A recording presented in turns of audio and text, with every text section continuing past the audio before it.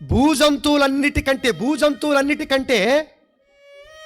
ఏమంటే మనకి ఎక్కువ బుద్ధి నేర్పాడట. అంటే గేదె కంటే మనకి ఎక్కువ బుద్ధి నేర్పాడా? కుక్క కంటే ఎక్కువ బుద్ధి నేర్పాడా? మరి కుక్క విశ్వాసంగా ఉన్నప్పుడు నిన్ను కన్న నీ తల్లిదండ్రులకి ఎందుకు నువ్వు విశ్వాసంగా బ్రతకటం లేదు చెప్పు. అరే నువ్వు ఆ బోనో లేకపోతే ఎముక మాంసం ముక్క అంతా తినేసిన తర్వాత అందులో ఏమి లేకపోతే అది వేస్తావు కుక్క. అయినా కుక్క నీ పట్ల ఎంత విశ్వాసం చూపించింది, ఎంత విశ్వాసం.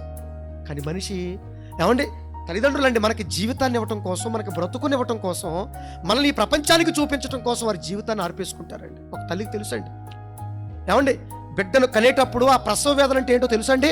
మరొక జన్మెత్తటమే స్త్రీమూర్తి అంటే, మరొక పునర్జన్మే. ఏమండి, ఎప్పుడు బిడ్డలు కనేటప్పుడు ఆ కాన్పులో బిడ్డను కనేటప్పుడు చాలామంది స్త్రీమూర్తులు కళ్ళు మూసిన వైనాలు ఎన్నో ఈ ప్రపంచంలో మనకు కనపడుతున్నాయి. అవునా? ఇంతకు ముందు రోజులైతే బాగా, అయినప్పటికీ బిడ్డను కనేటప్పుడు ప్రాణం పోతుందని తెలిసినా నేను చచ్చిపోయిన పర్లా నా బిడ్డ బ్రతికి ఈ భూమి మీదకి వచ్చి ఈ ప్రపంచాన్ని చూస్తే చాలు అనుకుంటుంది ఒక తల్లి.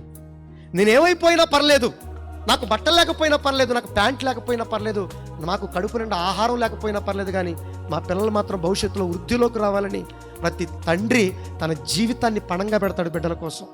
అట్లాంటి తల్లిదండ్రుల పట్ల ఈరోజు విశ్వాసం కలిగిన పిల్లల్ని ఒక్కళ్ళు చూపించండి ప్రపంచంలో ఒక్కళ్ళు.